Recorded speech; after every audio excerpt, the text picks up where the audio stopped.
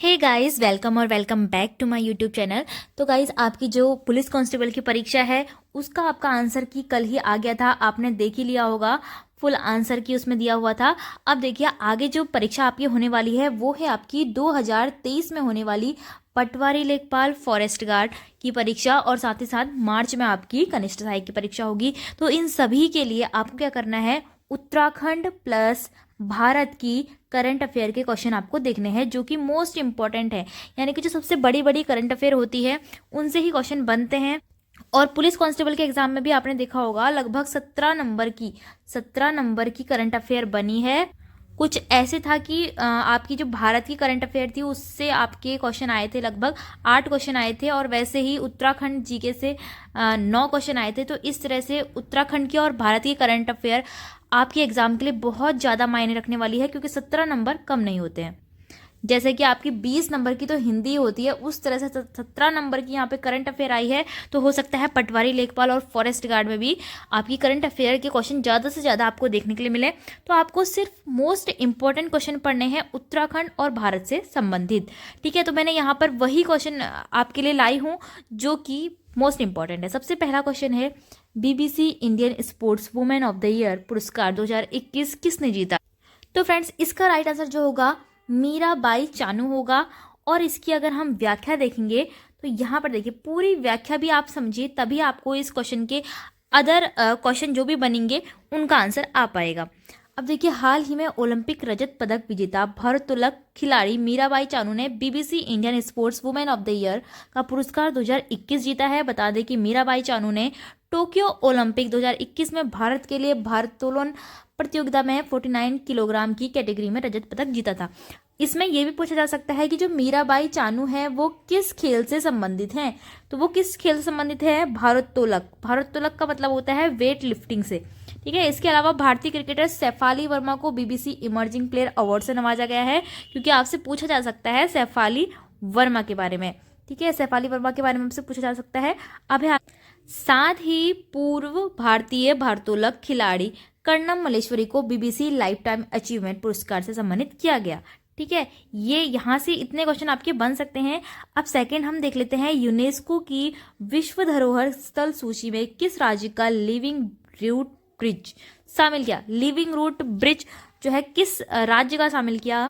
तो आपका इसका राइट आंसर होगा मेघालय। मेघालय का लिविंग रूट ब्रिज इसमें शामिल किया गया है। लिविंग रूट ब्रिज अर्थात जीवित जड़ सेतु, यह पुल एक नदी के ऊपर फिक्स इलास्टिक नामक पेड़ की जड़ों के द्वारा बनाया गया है। ये जड़ें समय के साथ बढ़ती और मजबूत होती है। इन पुलों को स्थानीय रूप में जेंजिंग जरी कहा जाता है। हाल ही में मेघालय के मुख्यमंत्री कोनराड संगमा ने बताया कि लिविंग रूट ब्रिज को यूनेस्को की विश्व धरोहर स्थल की अस्थायी सूची में शामिल करने की घोषणा की है। उसी तरह से उत्तराखंड के भी आपसे पूछ सकता है कि उत्तराखंड के जितने भी विश्व धरोहर की सूची हैं वो बतानी है। इसके लिए मैंने अलग से एक वीडियो बना रखी थी। जितने भी यूनेस्को ने विश्व धरोहर स्थल में अपने हमारे उत्तराखंड के जो भी स्थल घोषित किए गए हैं तो वो मैंने बताया है। ठीक है, अब है क्वेश्चन नंबर 3, राष्ट्रीय जल पुरस्कार 2022 के लिए सर्वश्रेष्ठ राज्य चुना गया। तो राइट आंसर आपका इन ऑप्शंस में से होगा उत्तर प्रदेश, जो कि फर्स्ट स्थान पे आया, और राजस्थान आपका दूसरे स्थान पे आया, और उसके बाद आपका आया इसमें से तमिलनाडु। तमिलनाडु आपका जो है तीसरे स्थान पर आया राष्ट्रीय जल पुरस्कार पर। ठीक है, तो व्याख्या देखो, इस पुरस्कार की शुरुआत जल शक्ति मंत्रालय द्वारा 2018 में की गई थी। इस वर्ष भारत के जो राष्ट्रपति रामनाथ कोविंद ने, यानी कि ये 2021 की आपकी करंट अफेयर है, इन्होंने तीसरा राष्ट्रीय जल पुरस्कार प्रदान किया। 2022 के लिए कुल 57 राष्ट्रीय पुरस्कार 11 विभिन्न श्रेणियों में दिए गए, जिसमें सर्वश्रेष्ठ राज्यों की श्रेणी में उत्तर प्रदेश फर्स्ट स्थान पर रहा, सेकंड पे राजस्थान, तमिलनाडु क्रमशः द्वितीय और तृतीय। सर्वश्रेष्ठ ग्राम पंचायत श्रेणी में उत्तर क्षेत्र के लिए उत्तराखंड के धसपड़ अल्मोड़ा को सर्वश्रेष्ठ ग्राम पंचायत का पुरस्कार मिला है। तो ये भी आपका एक करंट अफेयर का क्वेश्चन बन सकता है कि 2021 में उत्तराखंड का कौन से जिले की ग्राम पंचायत को पुरस्कार मिला है? धसपड़ अल्मोड़ा जिले की। ठीक है, अब है क्वेश्चन नंबर 4, आईसीसी महिला क्रिकेट विश्व कप 2022 का खिताब किसने जीता है? तो इसका राइट आंसर आपका होगा ऑस्ट्रेलिया ने। व्याख्या देख लेते हैं। हाल ही में आईसीसी महिला क्रिकेट विश्व कप 2022 का आयोजन न्यूजीलैंड में 4 मार्च से 3 अप्रैल 2022 तक किया गया, जिसके फाइनल मैच में ऑस्ट्रेलिया ने इंग्लैंड को 71 रनों से हराकर वर्ल्ड कप अपने नाम किया। अभी तक ऑस्ट्रेलिया महिला टीम ने 7वीं बार वर्ल्ड कप जीतने का खिताब अपने नाम किया है। ठीक है, अब है क्वेश्चन नंबर 5। भारत के अगले थल सेना प्रमुख किन्हें बनाने की घोषणा की गई है? राइट आंसर आपका होगा मनोज पांडे को। अब है व्याख्या। भारत के वर्तमान समय में थल सेना प्रमुख मनोज मुकुंद नरवणे हैं। हाल ही में भारत के अगले थल सेना प्रमुख मनोज पांडे को बनाने की घोषणा की गई है। अप्रैल माह के अंत में जनरल नरवणे का कार्यकाल समाप्त हो जाएगा, जिसके बाद लेफ्टिनेंट जनरल मनोज पांडे शासन संभालेंगे। ठीक है, क्वेश्चन नंबर 6 है, निम्न में से भारतीय संगीतकार रिकी केज और फाल्गुनी शाह ने कौन सा पुरस्कार जीता है? तो ये है संगीतकार, और संगीत के क्षेत्र में दिया जाता है ग्रैमी पुरस्कार। ठीक है, तो राइट आंसर क्या होगा इसका? ग्रैमी पुरस्कार। अब है संगीत से जुड़े कलाकारों के लिए ग्रैमी अवार्ड्स को दुनिया का सबसे प्रतिष्ठित अवार्ड माना जाता है। इस वर्ष भारत मूल के 2 लोगों को ग्रैमी अवार्ड से नवाजा गया, संगीतकार रिकी केज और भारतीय मूल की अमेरिकन सिंगर फाल्गुनी शाह। ठीक है, रिकी केस का यह दूसरा ग्रैमी पुरस्कार है। निम्न में से किसे सरस्वती सम्मान 2021 से सम्मानित किया जाएगा? राइट आंसर इसका होगा रामदरस मिश्रा, जिनको की काव्य संग्रह के लिए सरस्वती सम्मान 2021 से सम्मानित किया जाएगा। हाल ही में रामदरस मिश्रा को काव्य संग्रह मैं तो यहाँ हूँ के लिए 31वां सरस्वती सम्मान 2021 से नवाजा गया है। सरस्वती सम्मान की स्थापना 1991 ईस्वी के बिरला फाउंडेशन द्वारा की गई थी। वर्तमान समय में सरस्वती सम्मान के तहत 15 लाख की नगद राशि, प्रशस्ति पत्र और पट्टी का प्रदान की जाती है। बता दें कि 30वां सरस्वती सम्मान 2020 शरण कुमार लिम्बाले को दिया गया था। ठीक है, तीसरा इनको मिला था शरण कुमार लिम्बाले को, जबकि पहला सरस्वती सम्मान 1991 ईस्वी में कवि हरिवंश राय बच्चन को उनकी आत्मकथा क्या भूलूं क्या याद करूं के लिए दिया गया था। ये बहुत ही ज़्यादा महत्वपूर्ण प्रश्न है, क्योंकि जो सरस्वती सम्मान पहला 1991 में दिया गया वो हरिवंश राय बच्चन को उनकी आत्मकथा क्या भूलूं क्या याद करूं के लिए दिया गया था। नेक्स्ट क्वेश्चन है 8वां, निम्न में से रेत का मकबरा हिंदी उपन्यास किसकी रचना है, जिसे हाल ही में अंतर्राष्ट्रीय बुकर पुरस्कार के लिए शॉर्टलिस्ट किया गया है? तो ये बहुत ही इंपॉर्टेंट क्वेश्चन है करंट अफेयर का। तो राइट आंसर इसका होगा गीतांजलि श्री को।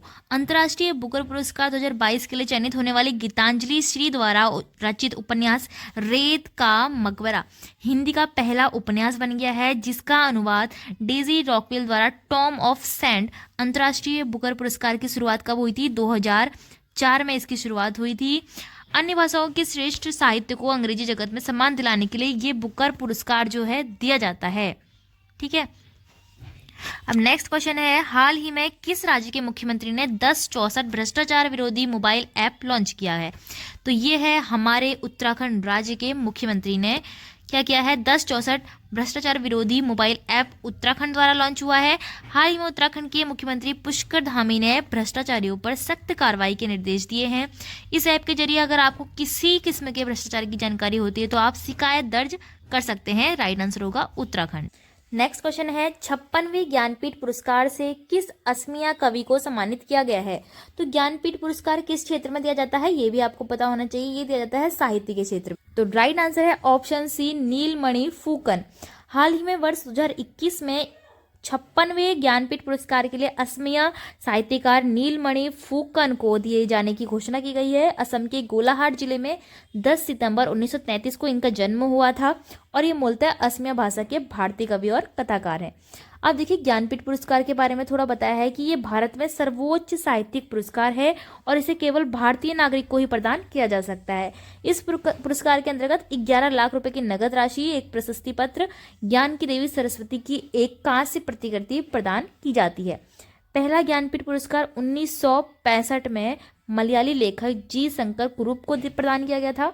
1968 में सुमित्रा नंदन पंत को व 57वां ज्ञानपीठ पुरस्कार कोकड़ी साहित्यकार दामोदर मौजी को दिए जाने की घोषणा की गई थी। नेक्स्ट क्वेश्चन है, हाल ही में पाकिस्तान का नया प्रधानमंत्री किसे बनाया गया? तो इमरान खान की जब सरकार गिरी तो शाहबाज शरीफ को हाल ही में प्रधानमंत्री बनाया गया पाकिस्तान का। ठीक है, पाकिस्तान में इमरान की सरकार गिरने के बाद पाकिस्तानी मुस्लिम लीग नवाज के प्रमुख शाहबाज शरीफ को पाकिस्तान का 13वां प्रधानमंत्री बनाया गया। राष्ट्रपति आरिफ अलवी की गैर मौजूदगी में सीनेट के चेयरमैन ने उन्हें पीएम की शपथ दिलाई थी। नेक्स्ट है, हाल ही में संघ लोक सेवा आयोग का नया अध्यक्ष किसे चयनित किया गया? तो देखिए राइट आंसर इसका होगा मनोज सोनी को। राजनीतिक विज्ञान के विद्वान मनोज सोनी को हाल ही में संघ लोक सेवा आयोग का अध्यक्ष नियुक्त किया गया। इन्होंने पूर्व में 30वें अध्यक्ष प्रदीप कुमार जोशी का स्थान लिया।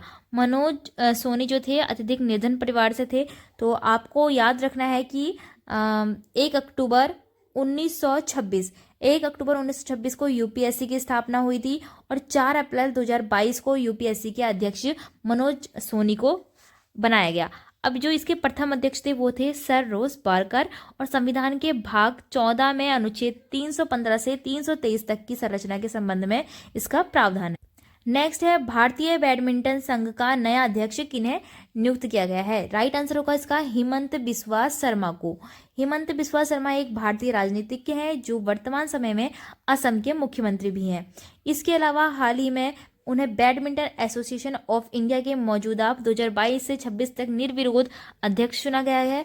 बैडमिंटन संघ की स्थापना 1934 में हुई थी और इसका जो मुख्यालय है वो नैनीताल में दिल्ली में है। अब देखिए राष्ट्रीय डॉल्फिन दिवस कब मनाया जाता है? राष्ट्रीय डॉल्फिन दिवस जो है 5 अक्टूबर को मनाया जाता है। पर्यावरण मंत्रालय ने डॉल्फिन मछली के संरक्षण एवं जागरूकता बढ़ाने के लिए 5 अक्टूबर को राष्ट्रीय डॉल्फिन दिवस मनाने की घोषणा की है।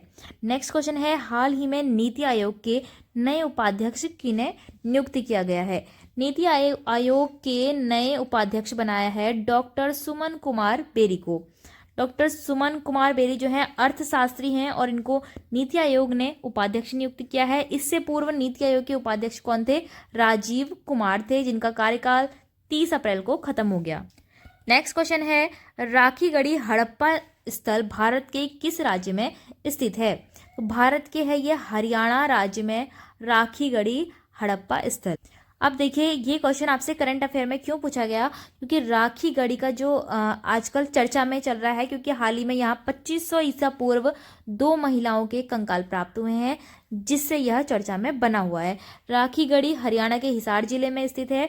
इसे पूर्व हड़प्पा सभ्यता बस्ती स्थल के रूप में जाना जाता है और यह स्थल कहाँ है? घग्गर नदी के तट पर स्थित है, ये भी आपको याद रखना है। क्वेश्चन नंबर 5 है, राखीगढ़ी हड़प्पा स्थल भारत के किस नदी के तट पर स्थित है? तो अभी मैंने आपको बताया घग्गर नदी के तट पर ये स्थित है। हाल ही में उत्तराखंड रेड क्रॉस सोसाइटी का ब्रांड एम्बेसडर किसे बनाया गया? तो राइट आंसर इसका होगा लक्ष्य सेन को, जो कि उत्तराखंड के ही बैडमिंटन खिलाड़ी हैं। अंतर्राष्ट्रीय बैडमिंटन खिलाड़ी लक्ष्य सेन के थॉमस कप 2022 जीतने के बाद अल्मोड़ा आगमन पर रेड क्रॉस सोसाइटी अल्मोड़ा की ओर से उनका भव्य स्वागत किया गया। इसी अवसर पर उन्हें रेड क्रॉस सोसाइटी का ब्रांड एम्बेसडर नियुक्त किया गया। आगे है क्वेश्चन नंबर 7, थॉमस कप संबंध बैडमिंटन से है। थॉमस कप का जो संबंध है वो बैडमिंटन से है। ये थॉमस कप अभी चर्चा में इसलिए चल रहा है क्योंकि लक्ष्य सेन ने जीता है 2022 का। अब जो थॉमस कप है वो उसकी शुरुआत कब हुई ये पूछा है हमसे। तो इसकी शुरुआत हुई थी 1949 में हुई थी।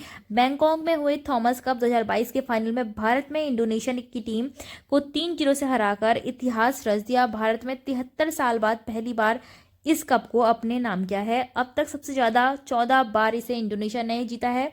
थॉमस कप की शुरुआत कब हुई थी? 1949 से की गई थी। नेक्स्ट है, पर्यावरणविद सुंदरलाल बहुगुणा की पुण्यतिथि पर किन्हें हिमालय प्रहरी पुरस्कार से सम्मानित किया गया? तो राइट आंसर यहाँ पर होगा धूम सिंह नेगी को। हाल ही में पर्यावरणविद सुंदरलाल बहुगुणा की पहली पुण्यतिथि के अवसर पर धूम सिंह नेगी को हिमालय प्रहरी पुरस्कार से सम्मानित किया गया है। धूम सिंह नेगी गांधीवादी व्यक्ति हैं। इन्होंने पर्यावरण के क्षेत्र में विशेष योगदान दिया, जिसके उपरांत इन्हें वर्ष 2018 में उपराष्ट्रपति वेंकैया नायडू द्वारा जमुनालाल बजाज पुरस्कार से भी नवाजा गया था। बता दें कि सुंदरलाल बहुगुणा जी का जो निधन हुआ था वो 21 मई 2021 को हुआ था। अब नेक्स्ट क्वेश्चन है, उत्तर प्रदेश के मुख्यमंत्री योगी आदित्यनाथ उत्तराखंड के किस जिले के मूल निवासी हैं? तो ये हैं उत्तराखंड के पौड़ी गढ़वाल जिले के निवासी। हाल ही में उत्तर प्रदेश के मुख्यमंत्री योगी आदित्यनाथ अपने पैतृक गांव पंचूर पौड़ी गढ़वाल में अपनी 84 साल की मां सावित्री देवी से मिलने गए थे, इसलिए यह चर्चा का विषय रहा है। दरअसल योगी आदित्यनाथ पौड़ी गढ़वाल के मूल निवासी है, जो यमकेश्वर के पंचूर गाँव में रहते थे। क्वेश्चन नंबर नेक्स्ट है, उत्तराखंड के वर्तमान वित्त मंत्री कौन है? तो उत्तराखंड के वर्तमान वित्त मंत्री हैं Premchandra Agarwal. Question number next है, हिंदी लेखिका गीतांजलि श्री को किस उपन्यास के लिए अंतर्राष्ट्रीय बुकर पुरस्कार से सम्मानित किया गया है? तो मैंने ये आपको बताया कि रेत की समाधि, जिसका कि अनुवाद हुआ है टॉम ऑफ सैंड के नाम से, ठीक है, रेत की समाधि, इसके लिए इनको अंतर्राष्ट्रीय पुरस्कार दिया गया है।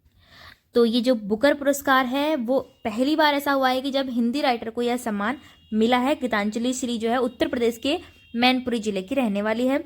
हाल ही में 12 मई को सविता कांसवाल ने दुनिया की सबसे ऊंची चोटी पर तिरंगा फहराया। सविता कांसवाल उत्तराखंड के किस जनपद की निवासी?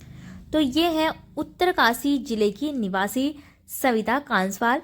उत्तराखंड के उत्तरकाशी जिले के लोहारू गांव की 24 वर्षीय सविता कंसवाले ने दुनिया की सबसे ऊंची चोटी माउंट एवरेस्ट 8,848 मीटर की इसकी ऊंचाई है, इस पर झंडा फहराया। और इससे पहले दुनिया की चौथी ऊंची चोटी माउंट लहुत से 8,516 मीटर का सफल आरोहण भी किया था। नेक्स्ट है क्वेश्चन नंबर 13, रामगढ़ विषधारी अभ्यारण्य किस राज्य में स्थित है, जिसे हाल ही में 52वां टाइगर रिजर्व घोषित किया गया है? तो ये एक इम्पोर्टेंट क्वेश्चन है और राइट आंसर भी इसका यहीं पर लिखा है, राजस्थान। राजस्थान का रामगढ़ विषधारी अभ्यारण्य जो है 52वां टाइगर रिजर्व घोषित किया गया और इसी के साथ यह राजस्थान का चौथा अभ्यारण्य बन गया है जिसे टाइगर रिजर्व घोषित किया गया है। राजस्थान में अभी तक रणथंभौर, सरिस्का और मुकुंदरा टाइगर रिजर्व हैं। क्वेश्चन नंबर नेक्स्ट है, हाल ही में माधवीपुरी बुज को किस संस्था में अध्यक्ष नियुक्त किया गया है? तो राइट आंसर इसका होगा भारतीय प्रतिभूति और विनिमय बोर्ड, जिसको कि सेबी भी कहा जाता है। ठीक है, अब इसकी व्याख्या देखेंगे। माधवीपुरी बुज को भारतीय प्रतिभूति और विनिमय बोर्ड सेबी का नया अध्यक्ष नियुक्त किया गया है। इसके साथ ही यह न सिर्फ बाजार नियामक सेबी का नेतृत्व करने वाली बल्कि पहली महिला बन गई है जिन्होंने निजी क्षेत्र से इस नियामक कार्य में अपनी पहचान बना दी है। ठीक है, नेक्स्ट है क्वेश्चन नंबर नेक्स्ट, उत्तराखंड के वर्तमान मुख्य न्यायाधीश के रूप में किन्हें नियुक्त किया गया है? तो राइट आंसर इसका होगा विपिन सांघवी। विपिन सांघवी को उत्तराखंड का मुख्य न्यायाधीश बनाया गया। तो देखिए, हाल ही में उच्चतम न्यायालय ने 5 राज्यों के मुख्य न्यायाधीशों की नियुक्ति की है। इसमें उत्तराखंड, हिमाचल प्रदेश, राजस्थान, असम और तेलंगाना शामिल है। उत्तराखंड के मुख्य न्यायाधीश विपिन सांघवी का जन्म 27 अक्टूबर 1961 को महाराष्ट्र नागपुर में हुआ था। विपिन सांघवी उत्तराखंड के मुख्य न्यायाधीश राघवेंद्र सिंह चौहान का स्थान लेंगे। अब देखिए, यहाँ पर कुछ मुख्यमंत्री उदीयमान खिलाड़ी उन्नयन योजना 2022 से क्वेश्चन बने हैं, जिसमें पहला है मुख्यमंत्री उदीयमान खिलाड़ी उन्नयन योजना किस राज्य में शुरू होगी? तो ये होगी उत्तराखंड राज्य में। तो योजना आपके लिए काफी मुख्य है, योजनाओं से सवाल आ सकता है करंट की। मुख्यमंत्री उदीयमान खिलाड़ी उन्नयन योजना 2022 का शुभारंभ कब किया जाएगा? तो राइट आंसर इसका है 29 अगस्त से इसका शुभारंभ किया जा चुका है। तो देखिए, हाल ही में मुख्यमंत्री पुष्कर सिंह धामी ने मुख्यमंत्री उदीयमान खिलाड़ी उन्नयन योजना का 29 अगस्त को राष्ट्रीय खेल दिवस के अवसर पर शुभारंभ करने की घोषणा की है। उत्तराखंड के खेल मंत्री कौन है? अरविंद पांडे ने कहा कि इस योजना के तहत 8 से 14 साल के बच्चों को खेल स्कॉलरशिप दी जाएगी। इसमें हर जिले के 150 ब्लॉक और 150 बालक और 150 बालिकाओं को प्रत्येक महीने 1500 रुपए की छात्रवृत्ति मिलेगी। बता दें कि हॉकी के जादूगर मेजर ध्यानचंद की जयंती के उपलक्ष्य में राष्ट्रीय खेल दिवस 29 अगस्त को मनाया जाता है। तो देखिए, यहाँ पर आपको व्याख्याओं से भी बहुत सारे क्वेश्चन आंसर देखने को मिल रहे होंगे, तो इनको भी आपको ध्यान में रखते हुए आगे पढ़ना है। अब देखिए, उत्तराखंड करंट अफेयर की उत्तराखंड की पर्वत श्रृंखला के नाम पर P-71A फ्रिगेटस श्रेणी के पोत का क्या नाम रखा गया है? राइट आंसर इसका होगा दूनागिरी, इसका नाम रखा गया है। अब व्याख्या में देख लीजिए, उत्तराखंड की पर्वत श्रृंखला के नाम पर P-17A फ्रिगेटस श्रेणी के पोत का नाम दूनागिरी रखा गया है। इसकी लॉन्चिंग 15 जुलाई 2022 को कोलकाता के गार्डन रिच शिप बिल्डर्स एवं इंजीनियर्स लिमिटेड से हुगली नदी में किया गया है। कोलकाता में जो हुगली नदी होती है वहां पर। किस राज्य द्वारा EFIR सेवा और एक पुलिस ऐप लॉन्च की गई है? तो हमारे ही राज्य उत्तराखंड द्वारा EFIR एक तरह की सर्विस का शुभारंभ किया गया है और एक पुलिस ऐप भी लॉन्च की गई है। और ये क्या है? उत्तराखंड के मुख्यमंत्री पुष्कर सिंह धामी द्वारा। नेक्स्ट है यहाँ पर ना कुछ ऐसी सेवाएं हैं जो कि उत्तराखंड के मुख्यमंत्री पुष्कर सिंह धामी द्वारा पेश की गई है। तो ये भी देख लीजिए, नशा मुक्त उत्तराखंड, मेरी यात्रा, गौरा शक्ति, ट्रैफिक आई, पब्लिक आई। तो ये सारी भी सेवाएं आपको याद रखनी है। नेक्स्ट देखिए, विश्व एथलेटिक चैंपियनशिप 2022 से कुछ मोस्ट इंपोर्टेंट करंट अफेयर के क्वेश्चंस है, जिसमें पूछा है विश्व एथलेटिक्स चैंपियनशिप में नीरज चोपड़ा पदक जीतने वाले भारतीय बने। तो ये बने थे दूसरे भारतीय। ठीक है। नेक्स्ट है, विश्व एथलेटिक्स चैंपियनशिप में पदक जीतने वाले पहले भारतीय खिलाड़ी कौन बने? राइट आंसर इसका है अंजू बॉबी जॉर्ज, ये बनी थी पहले। ठीक है। अब है हाल ही में आयोजित विश्व एथलेटिक्स चैंपियनशिप 2022 में रजत पदक किसने जीता? रजत पदक किसने जीता है? तो अभी आपको बताया, इस क्वेश्चन का आंसर जो है नीरज चोपड़ा है। नेक्स्ट है, हाल ही में आयोजित विश्व एथलेटिक्स चैंपियनशिप 2022 में नीरज चोपड़ा ने कौन सा पदक जीता है? तो रजत पदक जीता है। तो यहाँ पर क्वेश्चंस को अलग अलग तरीके से दिखाया है कि कुछ भी आ सकता है। विश्व एथलेटिक्स चैंपियनशिप 2022 का आयोजन कहाँ हुआ था? इस तरह के क्वेश्चन बहुत बन। तो ये हुआ था संयुक्त राज्य अमेरिका में। विश्व एथलेटिक्स चैंपियनशिप 2025 की मेजबानी कौन सा देश करेगा? राइट आंसर देखिए इसका है जापान। जापान द्वारा इसकी मेजबानी होगी। हाल ही में संयुक्त राज्य अमेरिका ने आयोजित विश्व एथलेटिक्स चैंपियनशिप 2022 में नीरज चोपड़ा ने भाला फेंक में 88.13 मीटर में सिल्वर मेडल जीता है, जबकि इसी प्रतियोगिता में गोल्डन एंडरसन पीटर्स ने 90.54 मीटर भाला फेंककर गोल्ड मेडल जीता है। गोल्ड एंडरसन पीटर्स दक्षिण अमेरिका महाद्वीप स्थित ग्रेनाडा देश से है। किस देश से है? ग्रेनाडा देश से। फिर देखिए, नीरज चोपड़ा विश्व एथलेटिक्स चैंपियनशिप में पदक जीतने वाले दूसरे भारतीय खिलाड़ी हैं। इससे पूर्व अंजू बॉबी जॉर्ज ने वर्ष 2003 में पेरिस शहर में आयोजित लंबी कूद में कांस्य पदक जीता था। अंजू बॉबी विश्व एथलेटिक्स चैंपियनशिप में किसी भी प्रकार का मेडल जीतने वाली पहली भारतीय खिलाड़ी हैं। विश्व एथलेटिक्स चैंपियनशिप 2025 की मेजबानी कौन करेगा? टोक्यो, जापान को चुना गया है। अब देखिए, यहाँ पे उत्तराखंड करंट अफेयर से कुछ क्वेश्चन है जो कि नई शिक्षा नीति न्यू एजुकेशन पॉलिसी 2020 पर बना है और जो कि बहुत ज़्यादा इंपॉर्टेंट है, न्यू एजुकेशन पॉलिसी 2020। तो देखिए, इसमें बोला है भारत में नई शिक्षा नीति 2020 किस समिति की अनुशंसा पर लागू की गई है? ये की गई है कस्तूरी रंगन समिति के अनुशंसा पर। क्वेश्चन 12 है, प्री प्राइमरी स्तर पूर्व प्राथमिक स्तर पर स्कूल की शुरुआत किसने की? तो पूर्व प्राथमिक स्तर पर उत्तराखंड ने इसकी शुरुआत की थी। अब है, उत्तराखंड में नई शिक्षा नीति कब से लागू की गई? तो उत्तराखंड में ये लागू की गई 12 जुलाई 2022 से। इसलिए करंट अफेयर का एक मोस्ट इंपोर्टेंट क्वेश्चन है। उत्तराखंड में नई शिक्षा नीति लागू करने वाला कौन राज्य बना है? ये कौन से नंबर पे बना है? तो ये पहला ही राज्य है। उत्तराखंड भारत का पहला राज्य है नई एजुकेशन पॉलिसी लागू करने वाला, जो कि 12 जुलाई 2022 को लागू की गई। उत्तराखंड नई शिक्षा नीति लागू करने वाला देश का पहला राज्य बन गया है। राज्य में सर्वप्रथम विद्यालय शिक्षा के अंतर्गत प्राइमरी एजुकेशन में नई राष्ट्रीय शिक्षा नीति 2020 को शुरू किया गया है। शिक्षा नीति 5+3+3+4 के पैटर्न पर आधारित है, जो कि इंपॉर्टेंट है, आपको याद रखना है। 53-34 भी आप याद रख सकते हो ऐसे। तो 5+3+3+4 ये क्वेश्चन आपसे पूछा जा सकता है, हमारा जो शिक्षा का पैटर्न है। नई शिक्षा नीति में पूर्व प्राथमिक स्तर यानी प्ले स्कूल की शिक्षा को जोड़ा गया है। बच्चों को शुरुआत के 3 साल प्ले स्कूल की तरह शिक्षा दी जाएगी। भारत सरकार ने 29 जुलाई 2020 को नई शिक्षा नीति 2022 घोषित की थी। 1986 में जारी हुई नई शिक्षा नीति के 34 साल बाद भारत की शिक्षा नीति में यह पहला नया संशोधन किया गया है। यह शिक्षा नीति अंतरिक्ष वैज्ञानिक कस्तूरी रंगन की अध्यक्षता वाली समिति की रिपोर्ट पर आधारित है।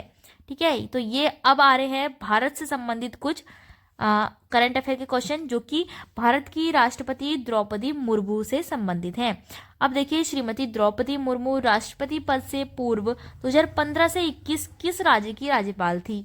ये थी झारखंड की राज्यपाल थी ये 15 से 21 तक, फिर 22 में हमारे देश की राष्ट्रपति बनी। तो ऐसे ही इनके बारे में और क्वेश्चन भी है। भारत की पहली महिला राष्ट्रपति कौन थी? ये थी श्रीमती प्रतिभा पाटिल। और द्रौपदी मुर्मू जो है वो दूसरी महिला राष्ट्रपति भारत देश की है। श्रीमती द्रौपदी मुर्मू भारत की किस नंबर की राष्ट्रपति बनी है? तो ये बनी है 15वें नंबर की। ठीक है, 15वें नंबर की राष्ट्रपति बनी है। देश की पहली आदिवासी राष्ट्रपति द्रौपदी मुर्मू किस आदिवासी समुदाय से हैं? तो ये है संथाल समुदाय से, जो कि झारखंड में भी पाए जाते हैं और छत्तीसगढ़ की तरफ भी संथाल जो है आदिवासी समुदाय पाए जाते हैं। अब है क्वेश्चन नंबर नेक्स्ट, राष्ट्रपति द्रौपदी मुर्मू को किस न्यायाधीश ने शपथ दिलाई थी? ये दिलाई थी श्री एन.वी. रमन्ना ने। हाल ही में 64 वर्षीय द्रौपदी मुर्मू को देश की पहली आदिवासी राष्ट्रपति निर्वाचित किया गया है। राष्ट्रपति द्रौपदी मुर्मू को सर्वोच्च न्यायालय के मुख्य न्यायाधीश श्री एन.वी. रमन्ना ने शपथ दिलाई है। श्रीमती द्रौपदी मुर्मू भारत की 15वें नंबर की राष्ट्रपति बनी है। देश की पहली नागरिक और भारत की तीनों सेनाओं के सर्वोच्च कमांडर बनने वाली द्रौपदी मुर्मू पहली आदिवासी और दूसरी महिला राष्ट्रपति है, जबकि पहली महिला श्रीमती प्रतिभा देवी सिंह पाटिल थी। द्रौपदी मुर्मू का जन्म 20 जून 1958 को मयूरभंज जिले उड़ीसा के बेदापोसी गांव में हुआ था। द्रौपदी मुर्मू संथाल आदिवासी समुदाय से संबंधित है। उन्होंने 2015 में झारखंड की पहली महिला राज्यपाल 2015 से 21 के रूप में शपथ ली थी। द्रौपदी मुर्मू के बाद झारखंड के वर्तमान जो राज्यपाल बने हैं वो हैं रमेश बैस। तो इतना आपको याद रखना है।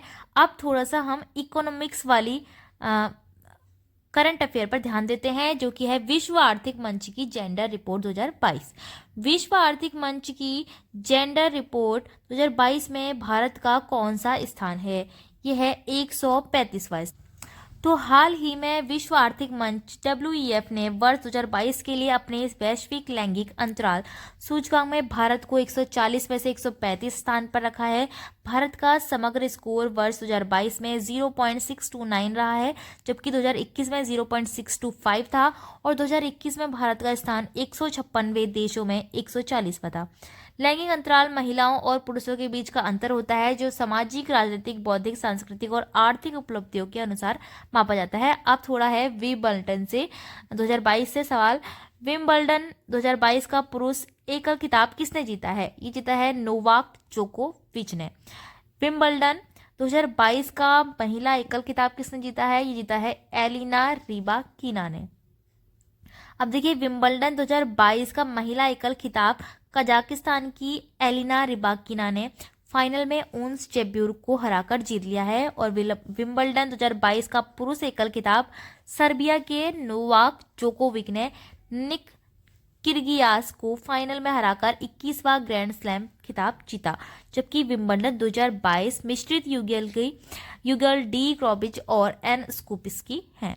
अब देखिए कुछ मोस्ट इंपॉर्टेंट करंट अफेयर के क्वेश्चन, जो कि संसद की नई इमारत अशोक स्तंभ पे संबंधित है। संसद की नई इमारत की छत पर बने 6.5 मीटर ऊंचे अशोक स्तंभ का उद्घाटन किसने किया?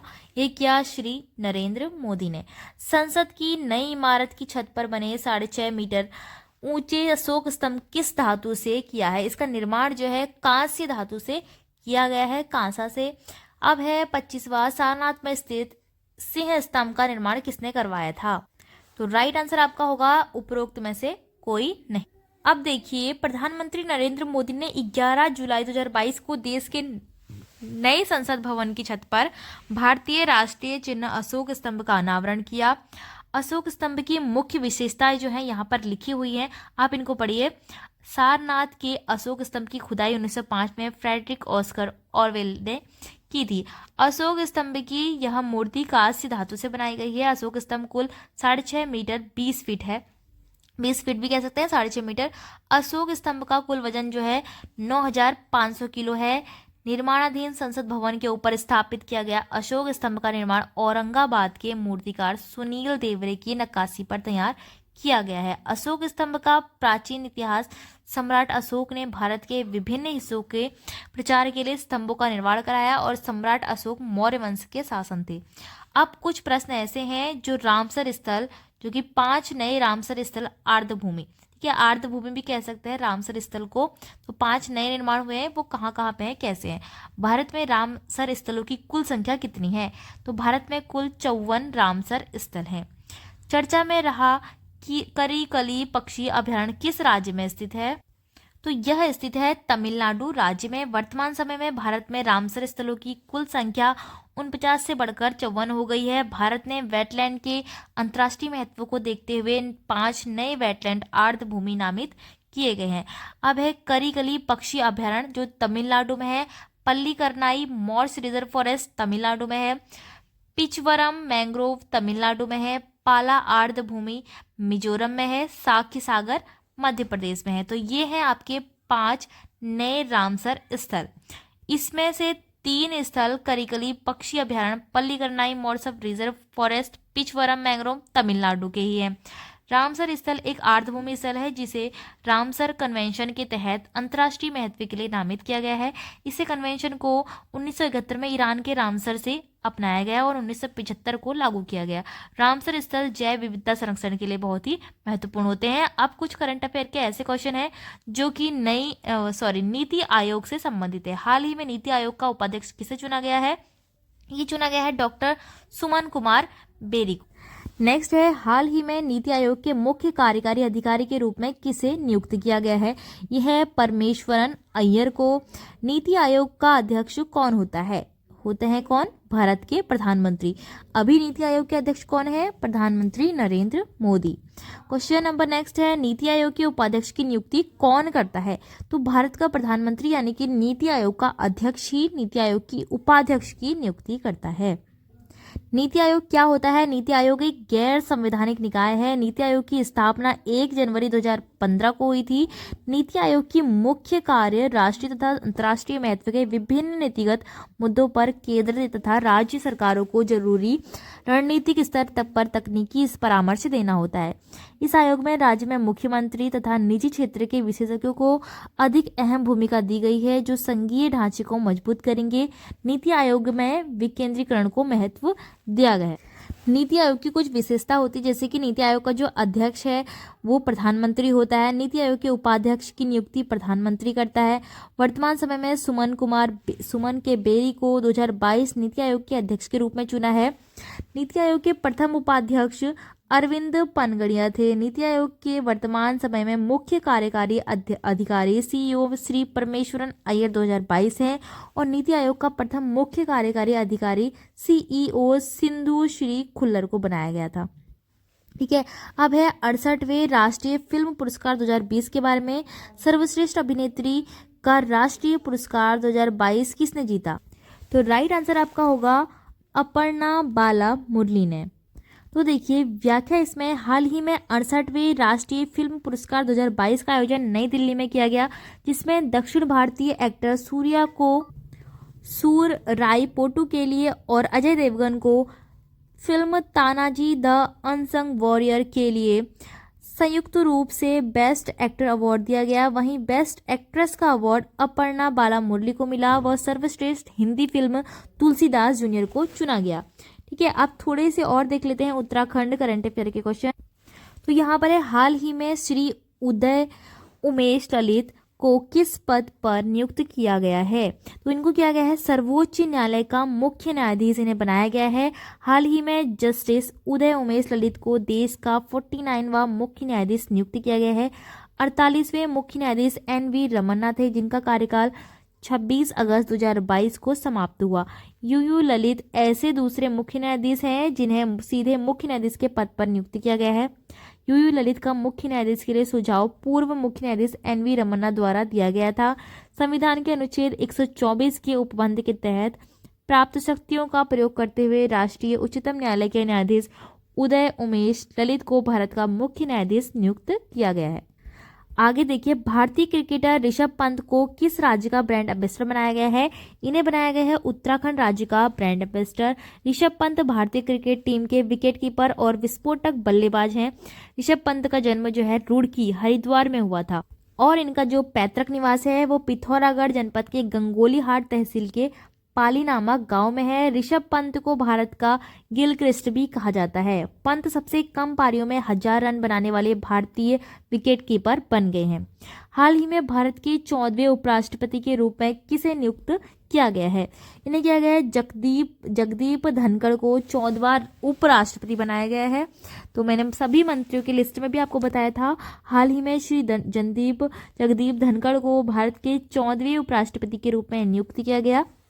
धनखड़ ने चुनाव में विपक्ष की उम्मीदवार मार्गरेट अल्वा को हराकर भारी मतों से जीत प्राप्त की। जगदीप धनखड़ का जन्म 18 मई 1991 को जाट परिवार में राजस्थान के झुंझुनू जिले के ठिकाना गांव में हुआ था। ये उच्च न्यायालय के जाने माने वकील और राजनेता रह चुके हैं। उपराष्ट्रपति बनने से पूर्व जगदीप धनखड़ पश्चिम बंगाल के राज्यपाल के रूप में कार्य किया गया था। तो ये है हमारे भारत के 14वें उपराष्ट्रपति। किस राज्य द्वारा स्कूल स्वच्छता कार्यक्रम पहल शुरू की गई है? तो फ्रेंड्स, राइट आंसर इसका होगा उत्तराखंड द्वारा स्कूल स्वच्छता कार्यक्रम पहल की शुरुआत की। तो देखिए, उत्तराखंड में नई शिक्षा नीति लागू करने के बाद प्राथमिक स्कूलों में बच्चों में स्वच्छता के प्रति जागरूकता पैदा करने के लिए उत्तराखंड के मुख्यमंत्री पुष्कर सिंह धामी ने स्कूल स्वच्छता कार्य की शुरुआत की। यह स्वच्छता शिक्षा कार्यक्रम प्रदेश के सभी 13 जिलों में 13,000 प्राथमिक स्कूलों में चलाया जाएगा। ठीक है। वर्तमान समय में 2022 में नियंत्रक एवं महालेखा परीक्षक कौन है? तो अभी है गिरीश चंद्र मुर्मू वर्तमान समय के नियंत्रक एवं महालेखा परीक्षक हैं। इन्होंने 8 अगस्त 2020 को भारत के नियंत्रक एवं महालेखा परीक्षक के रूप में कार्यभार ग्रहण किया था। श्री मुर्मू जम्मू कश्मीर संघ राज्य क्षेत्र में पहले उपराज्यपाल के रूप में काम कर चुके हैं और इनका जन्म 21 नवंबर 1959 को उड़ीसा के मयूरभंज जिले में हुआ था। तो आगे देखिए, the journey of a nation 75 of Indian economy के लेखक कौन है? इनके लेखक हैं संजय बारू। तो संजय बारू एक राजनीतिक टिप्पणीकार और नीति विश्लेषक हैं। उन्होंने अप्रैल 2018 में अपने इस्तीफे तक federation of chambers of commerce and industries के महासचिव के रूप में कार्य किया था। इनकी प्रसिद्ध पुस्तक जो है द एक्सीडेंटल प्राइम मिनिस्टर अत्यधिक विवाद में रहने के कारण काफ़ी लोकप्रिय रही थी। इसके अलावा 2016 में इन्होंने 1991 में पीवी नरसिंह राव ने बनाए इतिहास पुस्तक को प्रकाशित किया गया। ठीक है, इनकी पुस्तक का नाम था कैसे पीवी नरसिंह राव ने बनाया इतिहास। नेक्स्ट क्वेश्चन है, 13 से 15 अगस्त पूरे भारत में हर घर तिरंगा अभियान चलाया गया। तिरंगे को कब राष्ट्रीय ध्वज आधिकारिक रूप से घोषित किया गया था? तो राइट आंसर इसका है 22 जुलाई 1947 को। 2022 में भारत ने अपनी आज़ादी के 75वें वर्ष पूरे कर क्षेत्र व स्वतंत्रता दिवस मनाया गया, जिसमें 13 अगस्त से ही पूरे हर घर में तिरंगा अभियान चलाने की योजना शुरू हो गई थी। यूं तो हर घर तिरंगा अभियान की शुरुआत नरेंद्र मोदी 2 अगस्त से हो चुकी थी, जिसमें सर्वप्रथम भारत के प्रधानमंत्री द्वारा अपनी सोशल मीडिया प्रोफाइल की फोटो को तिरंगे से बदलने की गुजारिश की गई। लेकिन आज़ादी के अमृत का वास्तविक उत्सव जो है 13 से 15 अगस्त के बीच मनाया गया। तिरंगे को 22 जुलाई 1947 राष्ट्रीय ध्वज आधिकारिक रूप से घोषित किया गया था। ठीक है, तो राष्ट्रीय ध्वज से रिलेटेड आपसे क्वेश्चन पूछा जा सकता है क्योंकि हर घर तिरंगा अभियान भी शुरू हुआ था। किस राज्य सरकार ने प्रत्येक जिले में एक संस्कृत भाषी गांव विकसित करने का निर्णय लिया है? तो देखिए, बहुत ही बड़ा निर्णय है जो कि उत्तराखंड सरकार द्वारा लिया गया है।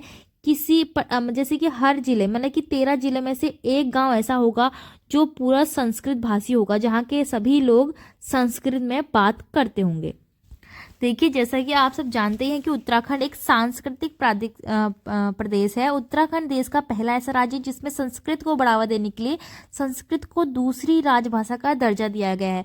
प्राचीन समय से ही उत्तराखंड में संस्कृत भाषा का अधिक महत्व दिया गया है। 7वीं शताब्दी में संस्कृत कत्यूरी वंश की राजभाषा थी और वर्ष 2010 में हिंदी के बाद दूसरी संस्कृत को राजभाषा का दर्जा दे दिया गया है, क्योंकि देवभूमि एक पौराणिक स्थलों से जुड़ा राज्य है, जिस कारण उत्तराखंड सरकार ने प्रदेश के सभी 13 जिलों में एक एक संस्कृत गांव विकसित करने का निर्णय लिया है।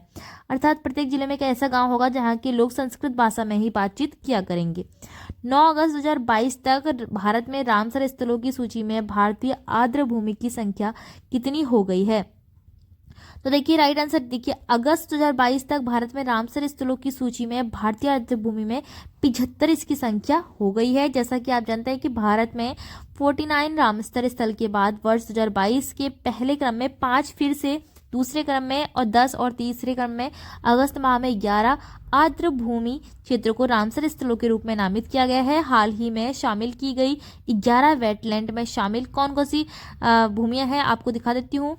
तंपारा झील उड़ीसा, हीराकुंड जलाशय उड़ीसा, अंशुपा झील उड़ीसा, यशवंत सागर मध्य प्रदेश, चित्रगुंडी पक्षी अभ्यारण्य तमिलनाडु, सुचिंद्रम थेरूर वेटलैंड कॉम्प्लेक्स तमिलनाडु, वुडुबुर पक्षी अभ्यारण्य तमिलनाडु, काजीरामकुलम पक्षी अभ्यारण्य तमिलनाडु। इसके बाद है Thane creek Maharashtra, Hygam wetland conservation reserve Jammu Kashmir, Shallbugh wetland conservation reserve Jammu Kashmir. वर्तमान समय में सबसे अधिक रामसर वाला देश अमेरिका है, 175 है, दूसरा है 142।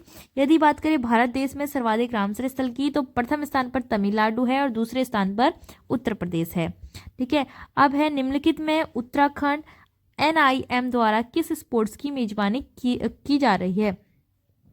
उत्तराखंड में पहली बार नेशनल स्पोर्ट्स क्लाइंबिंग चैंपियनशिप 2022 का आयोजन उत्तराखंड के नेहरू पर्वतारोहण संस्थान उत्तरकाशी में किया जा रहा है। नेशनल स्पोर्ट्स क्लाइंबिंग चैंपियनशिप 2022 का, ठीक है। यहाँ से एशियन और ओलंपिक के लिए टीम का चुनाव किया जाएगा। इस चैंपियनशिप के दौरान स्पीड क्लाइंबिंग, लीड क्लाइंबिंग और गोल्ड रिंग क्लाइंबिंग प्रतियोगिताओं का आयोजन किया जाएगा। इस प्रतियोगिता का प्रारंभ 12 अगस्त को किया गया और नेहरू पर्वतारोहण संस्थान की स्थापना उत्तरकाशी में कब हुई थी? 1965 में हुई थी नेहरू पर्वतारोहण संस्थान। ये पूछा जा सकता है आपसे उत्तराखंड का क्वेश्चन बना के कि ये कहाँ है, ये उत्तरकाशी में है। कॉमनवेल्थ गेम 2022 में लक्ष्य सेन ने पुरुष एकल बैडमिंटन में कौन सा पदक जीता है? तो ये जीता है इन्होंने स्वर्ण पदक।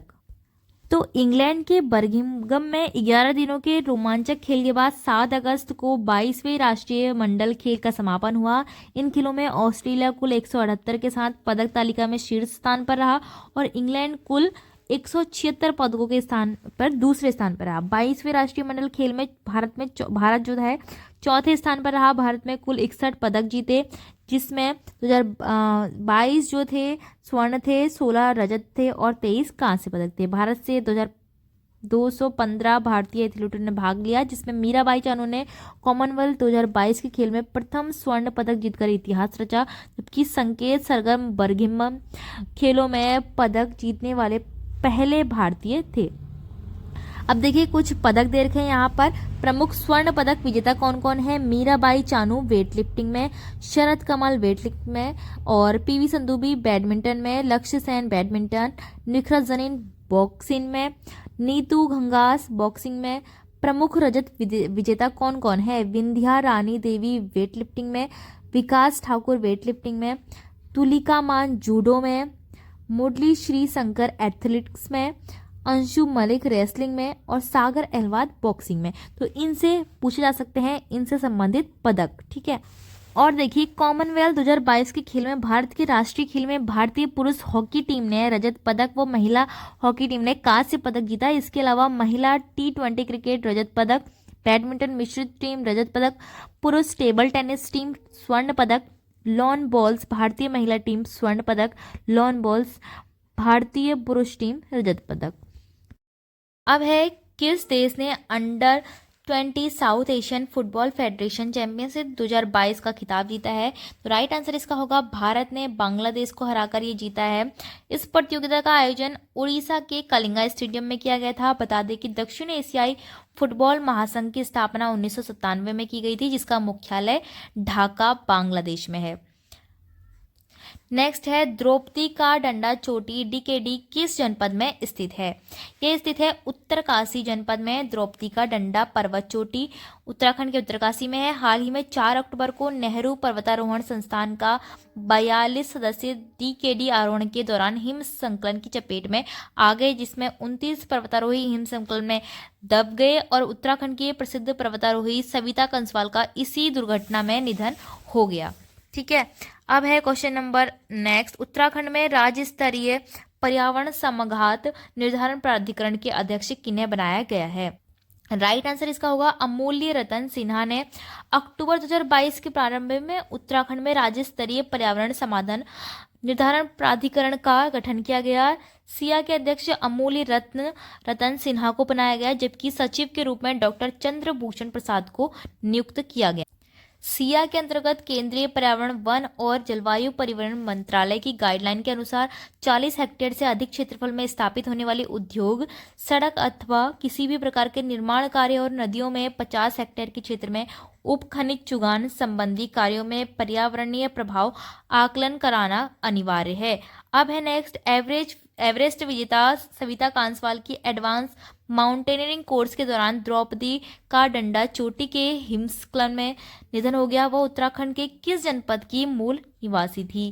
राइट आंसर इसका है ये थी उत्तरकाशी की निवासी। इससे पहले भी ये क्वेश्चन आपका आ चुका है, तो थोड़ा सा इसको डिटेल में देखो। सविता कंसवाल उत्तराखंड की प्रसिद्ध पर्वतारोही में से एक थी। सविता कंसवाल उत्तरकाशी के लोनथ्रू गांव की रहने वाली पर्वतारोही थी, जिनका उत्तरकाशी जनपद में स्थित द्रौपदी का डंडा चोटी के हिमस्खलन में दबने से मौत हो गई। सविता कंसवाल ने मई 2022 में माउंट एवरेस्ट 8,848 मीटर और माउंट मकालू पर्वत 8,463 मीटर पर सफलता प्राप्त करके नेशनल रिकॉर्ड भी बनाया था। सविता ने उत्तरकाशी में स्थित नेहरू पर्वतारोहण संस्थान से एडवांस और सर्च एंड रेस्क्यू फोर्स के साथ पर्वतारोहण प्रशिक्षक का जो कोर्स है वो किया था। बता दें कि नेहरू पर्वतारोहण संस्थान की स्थापना कब हुई थी? 1965 में हुई थी। ये मैंने आपको बोला कि इसको याद रखना।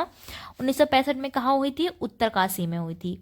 प्रमुख कथाकार शेखर जोशी का निधन 4 अक्टूबर 2022 को हुआ। वह किस जनपद के मूल निवासी? राइट आंसर है इसका शेखर जोशी, जो कि प्रख्यात कथाकार थे।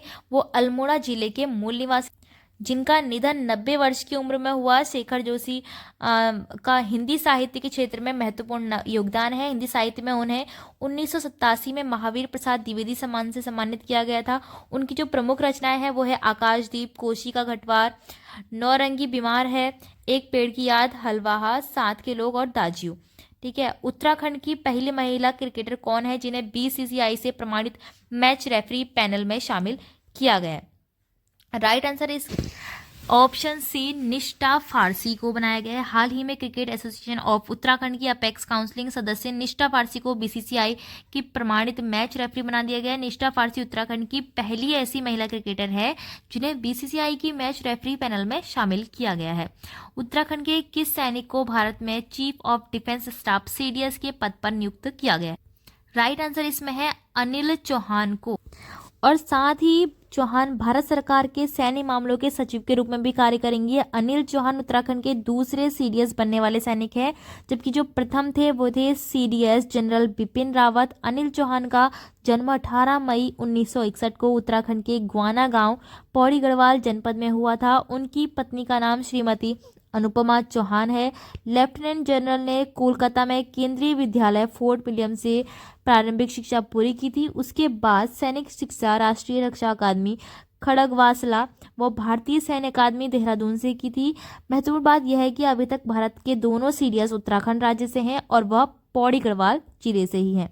तो पुलिस कांस्टेबल के एग्जाम में आपसे पूछा भी गया था कि जो बिपिन रावत थे प्रथम सीडीएस तो जो थे तो उनकी जो मृत्यु हो गई थी और वो किस जिले के निवासी थे, तो उसका राइट आंसर होना था पौड़ी गढ़वाल। और अगर अभी सेकंड वाले के भी पूछते तो उसका राइट आंसर भी पौड़ी गढ़वाल ही होता।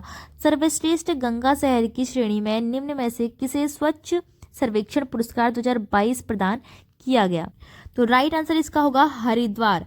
उत्तराखंड के हरिद्वार को 1 लाख से अधिक आबादी वाले शहरों में सर्वश्रेष्ठ गंगा शहर का पुरस्कार दिया गया। हाल ही में द्रौपदी मुर्मू ने नई दिल्ली में आयोजित एक समारोह में स्वच्छ सर्वेक्षण पुरस्कार 2022 प्रदान किए, जिसमें 10 लाख से अधिक आबादी वाले शहरों की श्रेणी में इंदौर लगातार छठे वर्ष भारत के सबसे स्वच्छ शहर में प्रथम स्थान पर रहा। तो ये भी आपको याद रखना है, इंदौर जो है सबसे साफ शहर है, जबकि मध्य प्रदेश 100 से अधिक शहरी स्थानीय निकायों की श्रेणी में सबसे स्वच्छ राज्य बना। वहीं त्रिपुरा 100 से कम शहरी स्थानीय निकाय श्रेणी में सबसे स्वच्छ राज्य रहा। झारखंड और उत्तराखंड ने क्रमशः दूसरा और तीसरा स्थान लिया। स्वच्छ सर्वेक्षण पुरस्कार 2022 यह पुरस्कार आवास और शहरी कार्य मंत्रालय द्वारा आयोजित किए जाते हैं। इस पुरस्कार का मुख्य उद्देश्य होता है सभी शहरों को कचरा मुक्त बनाना। इस वर्ष यह पुरस्कार स्वच्छ भारत मिशन के तहत आयोजित आजादी सर्वेक्षण 2022 के रूप में प्रदान किए गए। इन पुरस्कार के दौरान राष्ट्रपति ने औपचारिक रूप से स्वच्छ सर्वेक्षण 2022 डेथ नोट जारी किया था। एक ऑडियो विजुअल गीत भी जारी किया, जिसका विषय क्या है, गर्व है। नेक्स्ट क्वेश्चन है, रानीपुर वन्य जीव अभ्यारण्य कहाँ स्थित है? ये स्थित है बुंदेलखंड, उत्तर प्रदेश में। हाल ही में उत्तर प्रदेश सरकार ने रानीपुर वन्य जीव अभ्यारण्य को राज्य के चौथे बाघ अभ्यारण्य की अधिसूचना को मंजूरी दी है। रानीपुर टाइगर रिजर्व, दुधवा, पीलीभीत और अमनगढ़ कॉर्बेट टाइगर रिजर्व के बाद उत्तर प्रदेश में चौथा टाइगर रिजर्व बनाया जाएगा। साथ ही बाघों के संरक्षण के लिए रानीपुर टाइगर कंजर्वेशन फाउंडेशन भी स्थापित किया जाएगा। हाल ही में वर्ष 2022 में सरकार ने भारत का नया महान्यायवादी अटॉर्नी जनरल किसे नियुक्त किया गया है? राइट आंसर इसका होगा आर वेंकटरमणि। तो हाल ही में सुप्रीम कोर्ट के सीनियर एडवोकेट और आर वेंकटरमणि को नए अटॉर्नी जनरल के रूप में नियुक्त किया गया है। इन्हें 3 साल की अवधि के लिए भारत का अटॉर्नी जनरल नियुक्त किया गया है और आर वेंकटरमणि के वेणुगोपाल की जगह भारत के अटॉर्नी जनरल बने हैं। बता दें कि भारत के महान्यायवादी की नियुक्ति भारतीय संविधान के अनुच्छेद क्षेत्र के तहत भारत के राष्ट्रपति द्वारा की जाती है। भारत का सर्वोच्च कानून अधिकारी होता है। अटॉर्नी जनरल के लिए कोई विशिष्ट कार्यकाल नहीं है और वह भारत के राष्ट्रपति का प्रयत्न पद धारण करता है। भारत का महान्यायवादी बनने के लिए सर्वोच्च न्यायालय के न्यायाधीश बनने की योग्य होना अति आवश्यक होता है। हाल ही में 52वां दादा साहेब फाल्के पुरस्कार किसे प्रदान किया गया? तो राइट आंसर इसका होगा आशा पारेख को। आशा पारेख को ये पुरस्कार मिला है। 52वां दादा साहेब फाल्के पुरस्कार मिला। वर्ष 2022 में बीते जमाने की मशहूर बॉलीवुड अभिनेत्री आशा पारेख को दादा साहेब फाल्के पुरस्कार से सम्मानित किया गया। यह पुरस्कार उन्हें वर्ष 2020 के लिए दिया जाएगा, क्योंकि कोरोना काल के दौरान दादा साहब फाल्के पुरस्कार किसी को नहीं दिया गया। यह पुरस्कार उन्हें 68वें राष्ट्रीय फिल्म पुरस्कार, जिसका आयोजन 30 सितंबर को किया जाना है, तो उसमें उनको दिया जाएगा। आशा पारेख को सन 1990 में पद्मश्री सम्मानित किया गया। इसके अलावा 1998 और 2001 के बीच केंद्रीय फिल्म प्रमाणन बोर्ड की अध्यक्ष रही थी। आशा पारेख की कुछ प्रमुख फिल्में जैसे कि कटी पतंग, तीसरी मंजिल, लव इन टोक्यो, आया सावन झुमके, आन मिलो सजना आदि।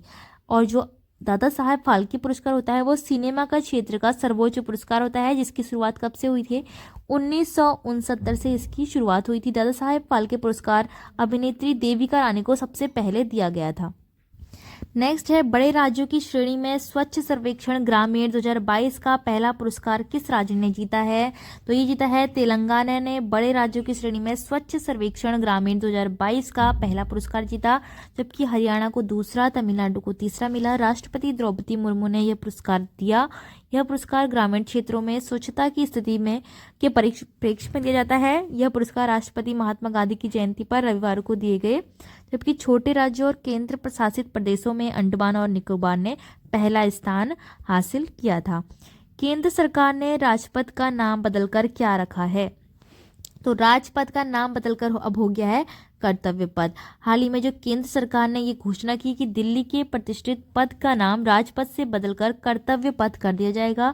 इस नाम के परिवर्तन के साथ ही प्रधानमंत्री नरेंद्र मोदी ने 7 सितंबर को पुनः निर्मित सेंट्रल विस्टा एवेन्यू का उद्घाटन किया।